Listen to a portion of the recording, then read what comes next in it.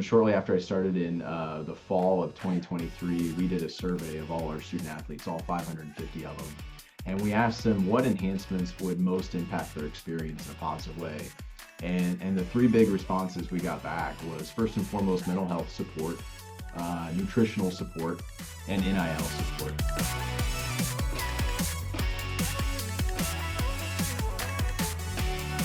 Back with another edition of the A Game Show with MIAA Commissioner Mike Racy, and we are joined today by the Vice President of Intercollegiate Athletics at the University of Central Missouri, Matt Howdeshell. Matt, thank you for coming on today, and welcome to the chaos of the next 30 minutes of, where are we going to go? I don't know.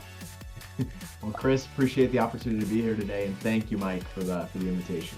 Oh no, I'm looking forward to this conversation, Matt. It's good to see you, and Chris, good to be with you again. Yeah, it's winding down the first semester. Hard to believe that fall sports pretty much wrapped up now. Winter sports in full swing. But Matt, I want to start with your start at Central Missouri. I don't know if you've been counting the days, months, weeks of if it's flown by, how you're feeling. But started in 2023 in the summer with Central Missouri. How has this first, I guess, really 2.5 years been for you? Yeah, good question. I tell people all the time I'm going to play the new guy card as long as I can. Sometimes it's 30 months, but it feels like it's been 30 years sometimes. And got a lot more gray hairs, as my wife reminds me, than when I started. But it's been really great, And I think probably what I'm most proud of is what we've done as a team, as an athletic department to enhance the student athlete experience. Shortly after I started in the fall of 2023, we did a survey of all our student athletes, all 550 of them, and we asked them what enhancements would most impact their experience in a positive way. And the three big responses we got back was first and foremost mental health support, nutritional support, and NIL support. And so we were able to take the results of that survey and work collaboratively with our campus health professionals on campus and the counseling center, and also work with university leadership too, with President Roger Best, and create a shared mental health support position that's 100% dedicated to student athletes and meeting their mental health needs. What I think is one of the first in the MIAA and probably all of Division II. Mike will probably correct me if I'm wrong there on that. No, I think so. I brag about it all the time, Matt. It's a great achievement. Thank you. Yeah, we're really proud of that. And, our associate vice president for athletics, Lori Hopkins, has worked really hard and really diligently on that position and getting it up and running. And not only getting the right person in that role, but also making sure they have the resources they need to be successful and support our student athletes. So we're very fortunate to get that taken care of right off the jump. And then from there, we also took the results of that survey and worked with our friends in the Alumni Foundation office on campus, and identified a donor who had a passion for supporting student athletes and enhancing their nutritional needs. And so we found a donor to not only fund the construction of a fueling station, but also keep it stocked and keep product in there on a regular basis. And so that's a station that all of our student athletes have access to every day after workouts, to make sure that they have the nutrients they need to perform at their peak mentally, physically, and academically as well. And so that's been a hit. Our student athletes love that. I like to use this stat a lot. Being in athletics, you get into stats, but last year our fueling station served over 29,000 protein recovery shakes to our student athletes. And somehow that's still not enough. Obviously there's always a need for more. So we were able to, enhance the nutritional support for our student athletes. And then finally, name, image, and likeness. I mean, we all know, anyone who follows college athletics knows how important that is in our modern world, and what we're doing touches us every day, it feels like. And so we were fortunate to work with our partners at Open Doors to enhance our NIL offerings. We first started by launching the first fee-free NIL marketplace in Division II. And so what that simply means is basically that any transaction our student athletes had through the marketplace, there was no cut. Our student athletes got 100% of the profits. And then from there, after we launched that, shortly after that, we also launched a collective, an NIL collective, which again, Mike, correct me if I'm wrong, one of the first in Division II, I believe, Yeah. in those regards. And so we worked with a passionate group of UCM alumni and supporters who sit on the board of our collective. And every day they talk about what they can do to further enhance NIL support for our student athletes. at UCM. And also, what I'm probably most proud of in the NIL space is the financial literacy we've provided to our student athletes too. So we've worked with a couple partners in the financial planning world to make sure that our student athletes have access to resources so they're fully educated, know the implications of accepting an IL and what that means now and into the future too. So I guess to answer your question, that's a long answer, Chris, but it's been a whirlwind in the 30 months or so. It's been great, but I'm really proud of what we've done to elevate the student athlete experience here at UCM. I was going to say, you haven't Matt. been that busy then, right? Yeah, well, Yeah, you I haven't was been going that to busy. point Yeah. that out. Matt, with all of those new initiatives and changes and programming and things directed at the student athletes, at that same time, the Mules and Jennies really haven't skipped a beat on the field. The competitiveness. Women's golf last year, national runner-up. Baseball, another trip to Cary. Um, I think you've fit a couple of Harlan Hill awards in there coming to Warrensburg. Football. Football competitive again and competing for playoff spots. So, that's got to be satisfying as well. That not only the things you're doing for your student athletes off the field, but the way they continue to perform on the field. Yeah, I think that's part of the overall message in all this, Mike, is in today's college athletics world, right? If we want to remain competitive, if we want to remain relevant, we've got to continue to invest in our student athletes, Yep. and make sure they have those resources. Coming from Division One has the holistic care model, right? Which is a requirement in Division One. And the mental health, the nutritional support, the NIL support, the financial literacy, all that is part of that holistic care model. And so I tell our donors all the time that we're one of the few Division two schools that can provide those resources at this level. And you better believe our coaches use that too Yeah. when it comes to recruiting and making sure that the student athletes and their parents and their families know that they're going to get D1 resources but have the opportunity to compete for national championships at the D2 level. And to your point, Mike, yeah, it's been incredible to see the success, continued success here at UCM. With baseball national runner-up and a second straight trip to Cary. Football in the 23 and 24 seasons, we had our two most successful seasons back to back, tied for that in the program's 129-year history. And so we've got amazing coaches that invest a lot in our student athletes on a daily basis and want to do all they can to make sure UCM's at the top of the game. So. Well, it's been a fast 2.5 years for you, but also congratulations in order to getting the contract extension with Central Missouri. So, you're doing something right. They want to keep you around a little bit longer as well. They want you to stay there in Warrensburg. They haven't run me off yet. So. Yeah, everything's good, right? What does it mean to see the support that you've received in Warrensburg and from alumni and the university to say, okay, let's continue forward with the direction we're heading in now? Well, Chris, it's not really about me. I think the contract extension is more of a reflection, a vote of confidence in you, if you will, in the hard work and the collective effort we've done as an athletic department. In the summer of 2024, we published our strategic plan, our shared vision for the future is what we call it.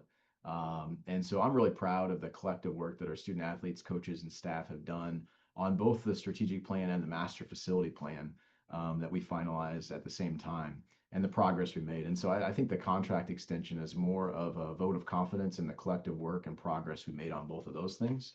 But UCM is just a special place with a lot of special people. And I think what makes us unique from a lot of other athletic departments that I've experienced and that I've both firsthand and secondhand is the alignment we have from the top to the bottom, beginning with our board of governors, President Roger Best, our head coaches, our executive leadership staff here in athletics. Everyone's aligned and everyone wants UCM athletics to be successful and be the best it can be in the MIAA and in Division two. And so I think that truly sets us apart.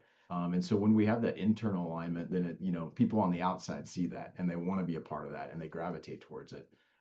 So that's kind of come naturally, I think, once we had the internal alignment figured out here people on the outside, our alumni, our donors and supporters, I think they've seen that and gotten really excited and decided to rally behind it.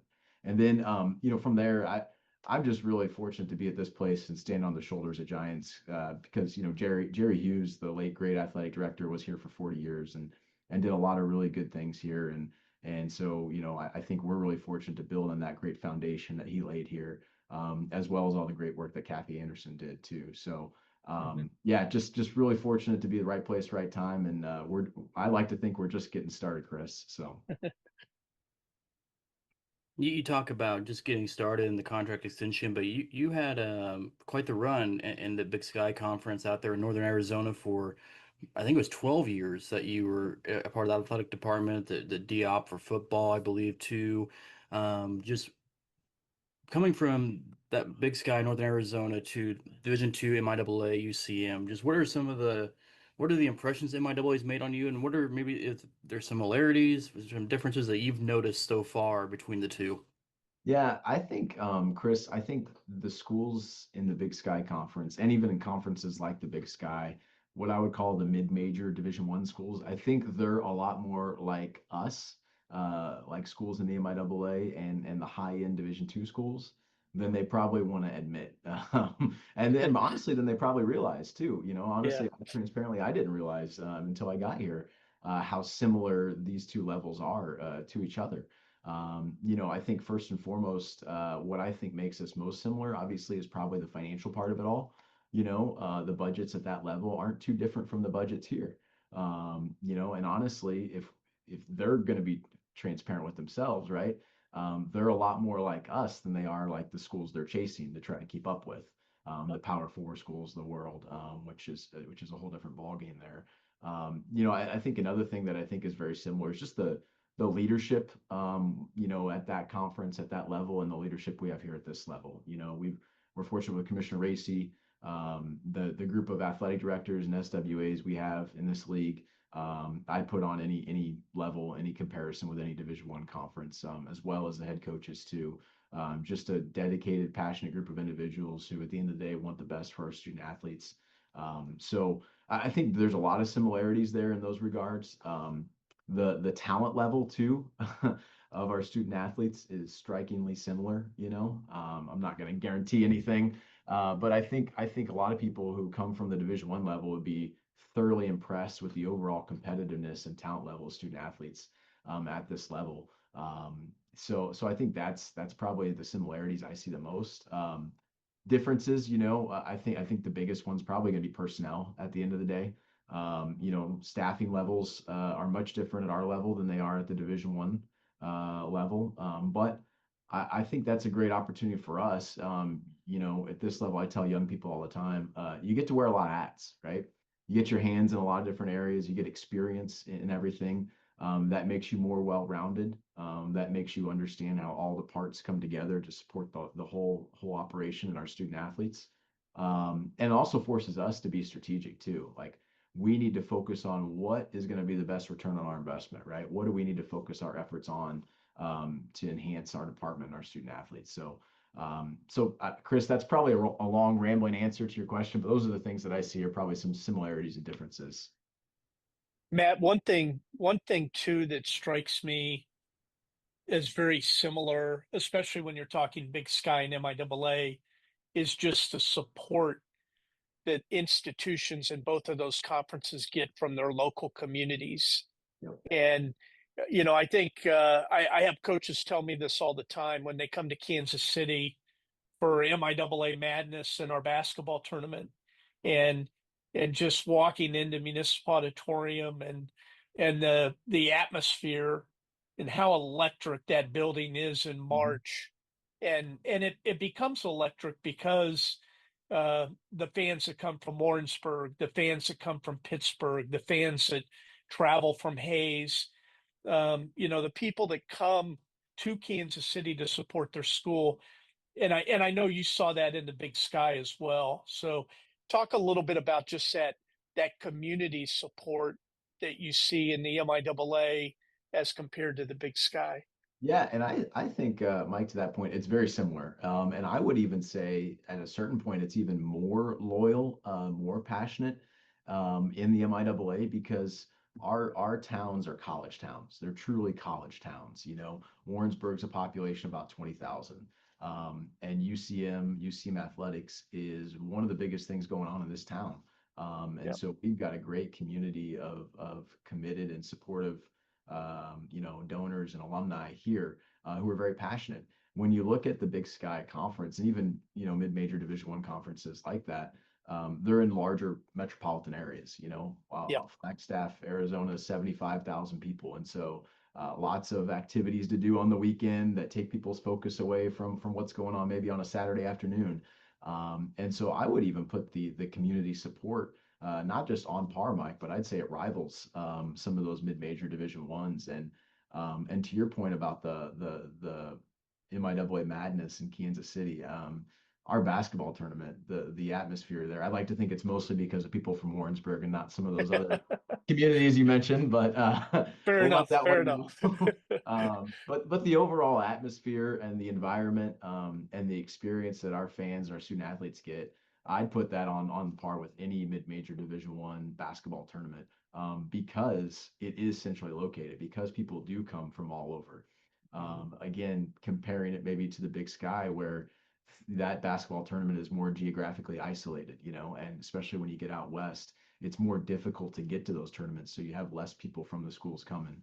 And so I think, we have a true gem in Kansas City with our basketball tournament that maybe, will continue to grow. I'm excited about that. Yeah, me too. Oh, Chris, you're on mute. There you go. I do that all the time. This is I do too. nothing new to me. Something new for the blooper reel, right? Exactly. Sometimes I'll just leave it in, right? We're 20 minutes in and we're just now getting the blooper reel. I'm And it was surprised. the guy running the buttons and controls. So Matt, this is the part of the conversation where we ask you to fix college athletics problems, Yeah. if you can, in 10 minutes, 15 minutes, whatever it is. Where do you think college athletics, college sports are heading right now? I mean, that's something that Mike and I have talked about for the last 4 or 5 years since really COVID really shifted a lot of how maybe people even looked more at college athletics because some were competing, some weren't. Some conferences said we're going to do it anyway. So everybody's like, well, who's in charge here? So where do you think college sports are heading in the next couple of years? Division One and Division Two, and maybe the biggest concerns for Division Two in all this. There's a lot there, I know. Yeah, there's a lot to unpack, Chris, and I think anyone who tells you they know where college sports is going over the next couple of years is probably lying. I don't think anyone knows. This is Chris and Mike, where maybe I get on my soapbox a little bit, but I think I think we need to take a step back sometimes, and I think what we do in college athletics is truly unique. And I think we need to remember who's at the core, who we serve and why we're doing it, right? We're doing it for our student athletes. And, I'm the son of two first generation college students. And so I've seen firsthand the opportunities that, a college degree can provide, not just to people like my parents, but also myself too. And, college athletics is one of the largest providers to a college degree, in general, not just first generation, but especially first generation college students. And so at the end of the day, we got to be really careful with what we're doing here and not blow up a great thing, not lose a great thing. And remember that we are focused on, for us, the 550 student athletes who are going to be going professional in something other than sports and make sure we're setting them up for life. And so what can we do to maintain this great model that we have? And going back to D2, I think we are much better positioned with where we are in the landscape than maybe some of those mid-major Division I conferences are. They're losing a significant amount of revenue annually with the House settlement and the decision that they've had to come to in the last year or so. And at the same time, you've got revenue share coming into the world too. So you've got decreased revenues and increased expenses, and some schools at that level are going to have to make some really hard decisions. And I'm optimistic that here at the high end of Division II, like conferences like the MIAA, we have a financially sustainable model where you can compete for national championships. You can play schools in your geographic footprint in your region and have rivalries, maintain regional rivalries, and compete at a high level still. So I think we have a great model, and I think we have a great blend between athletics, academics, and finances here at the high end of Division II, and I would encourage and invite our Division I counterparts to look at that. Yeah, I think that's to me that's the most concerning thing, Matt, about the next few years is Division I is becoming more and more expensive. It's becoming, it's becoming more and more like a professional model, and there are a lot of schools that are stuck uh, in that Division I membership that they're just not going to be able to sustain that level of investment. They're going to have to do it by sacrificing um, programs and personnel on the other side of campus.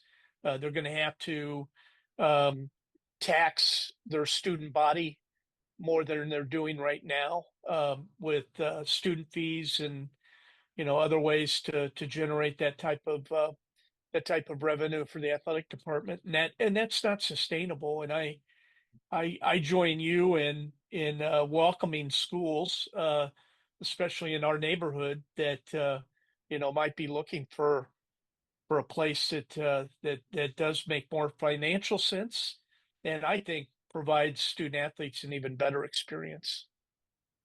Yep.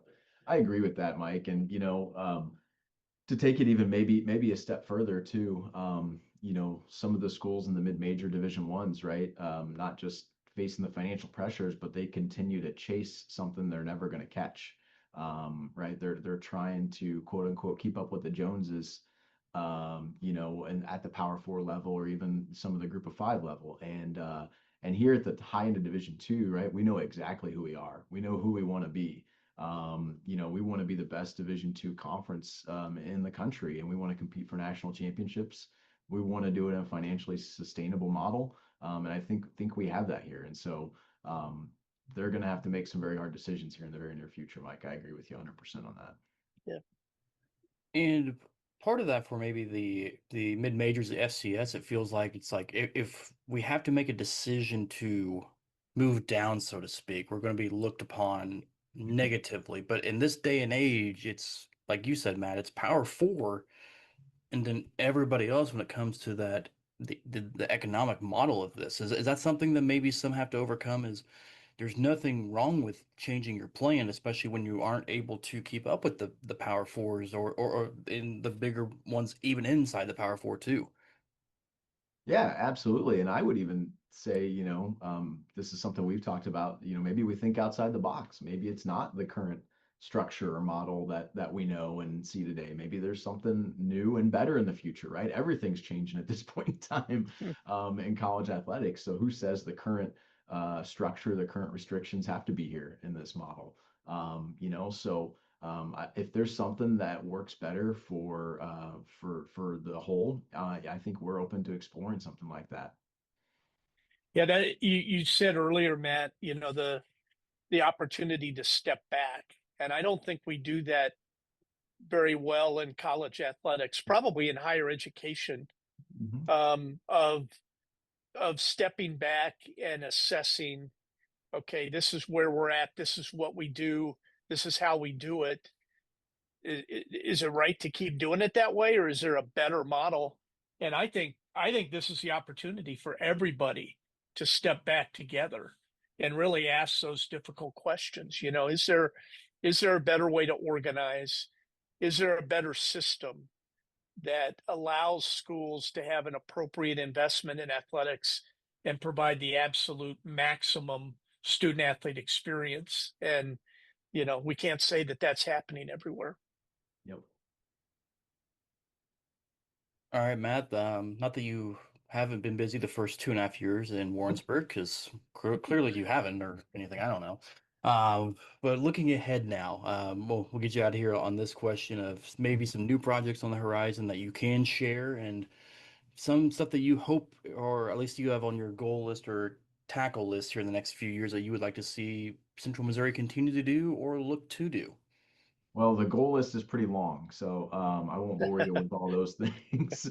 Aside from saving college athletics, right? Which we That's just number one, right? Yeah. yeah, exactly. But no, just to talk about two things maybe I would focus on is first and foremost, I'm really proud of our recent partnership with Bespoken Spirits, where we've launched a co-branded bourbon. And we have two levels of it. We have the signature and we have the select. And most importantly, I'm not just proud of it, but our alumni are really proud of it, and they've responded in a positive way. We had a recent sales call with Bespoken, who is also the private label distiller for the University of Kentucky, the University of Tennessee, and Ole Miss as well. And our first quarter sales outpaced those three institutions, I'm happy to say. Wow. So we're really excited about where that's going, and so is Bespoken. And so we're looking at future spirit launches, coming up in the spring and even into the fall of next year, to continue to, build that brand affinity and that loyalty to UCM, and support our student athletes in the process as well.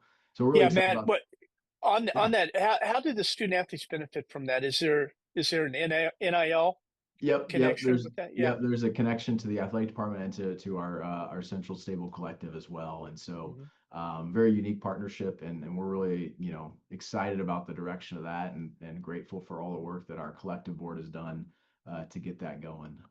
And then the second thing I'd say, Chris, is our enhancements to our facilities. Not just as NIL important to our student athletes and recruits, but also facilities are still really important. And that's one area for us where maybe historically we've paced behind our peers a little bit. And I'm really proud of some of the work we've done over the last 2 years. We've invested about anywhere from $4 to $5 million in facility enhancements, but we've got a lot of work to go. And so this spring we're looking to start construction on a volleyball and wrestling locker room, lounge, and coaches' offices space. And that'll be here in the Hughes Center. That's kind of phase one of our Hughes Center renovations. And then we've already started fundraising for phase two, and we've got over $1 million worth of commitments for that phase, which would be Mules and Jenny's basketball locker room, lounges, and coaches' offices spaces. So we look to start that in short order once our fundraising goal is met. And then after the basketball season, we'll also be doing a lot of fan experience enhancements to the Hughes Center, beginning first and foremost with our audiovisual systems here, new video board system as well. So we're really excited about that. No shortage of needs, though, ever in college athletics, and those are some of the things that we're focused on in the near future here. Yep, not busy at all. Looks like you have a pretty relaxed couple months ahead of you. Well, we've got a great team that helps out with all of it, so. Absolutely. Matt Howdeshell, the Intercollegiate Vice President of Athletics at Central Missouri. Thank you for the time today. Appreciate you coming on. And I'm sure, there was something in there that we can help solve college athletics problems with in the conversation today. I think Matt did a great job. He's got the blueprint. We just need to execute now. And he wins best dressed too today. Absolutely. Well, a pretty low bar today, guys. So it was very low. It was a very, very low bar. I didn't wear a hoodie. Yeah. All right. Good to see you, the Matt. opportunity, guys. Thank you for the invite. Thank you. Thank you.